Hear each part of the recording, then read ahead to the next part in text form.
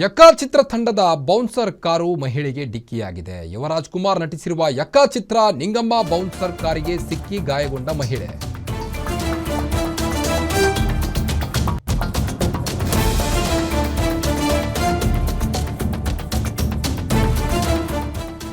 ಯಕ್ಕಾ ಚಿತ್ರ ಯುವರಾಜ್ ಕುಮಾರ್ ಅವರು ನಟಿಸಿರುವಂತಹ ಚಿತ್ರ ಇದು.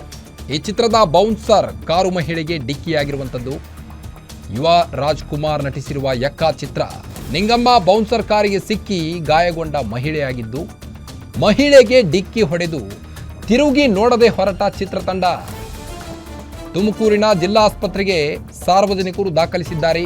ಈಗ ಆ ಮಹಿಳೆಯನ್ನ ತುಮಕೂರಿನ ಸಿದ್ಧಗಂಗಾ ಮಠದ ಆವರಣದಲ್ಲಿ ಈ ಒಂದು ಘಟನೆ ಸಂಭವಿಸಿರುವಂಥದ್ದು. ಪ್ರಮೋಷನ್ಗಾಗಿ ಸಿದ್ಧಗಂಗಾ ಮಠಕ್ಕೆ ಭೇಟಿ ನೀಡಿದ್ದ ಚಿತ್ರತಂಡ ಈ ವೇಳೆ ಈ ಒಂದು ಘಟನೆ ನಡೆದಿರುವಂಥದ್ದು. ನಿಂಗಮ್ಮ ಬಳ್ಳಾರಿ ಜಿಲ್ಲೆಯ ತಕ್ಕಲ್ಕೋಟೆ ಗ್ರಾಮದ ನಿವಾಸಿಯಾಗಿದ್ದು, ಮಠದ ಶಾಲೆಗೆ ತನ್ನ ಮಗನನ್ನ ದಾಖಲಿಸಲು ಬಂದಿದ್ರು. ಭಾನುವಾರ ಕಾರಣ ಮಠದಲ್ಲಿ ಉಳಿದುಕೊಂಡಿದ್ರು. ಹೀಗಾಗಿ ಯಕ್ಕಾ ಚಿತ್ರತಂಡ ಪ್ರಮೋಷನ್ಗಾಗಿ ಸಿದ್ಧಗಂಗಾ ಮಠಕ್ಕೆ ಬಂದಿತ್ತು. ಜನಸಂದಣಿ ಹೆಚ್ಚಾಗಿತ್ತು. ಹೀಗಾಗಿ ಈ ವೇಳೆ ಮಹಿಳೆಗೆ ಬೌನ್ಸರ್ ಕಾರು ಡಿಕ್ಕಿಯಾಗಿತ್ತು. ಜನಸಂದಣಿ ಹೆಚ್ಚಾಗಿತ್ತು. ಹೀಗಾಗಿ ಈ ವೇಳೆ ಮಹಿಳೆಗೆ ಬೌನ್ಸರ್ ಕಾರು ಡಿಕ್ಕಿಯಾಗಿರುವಂಥದ್ದು.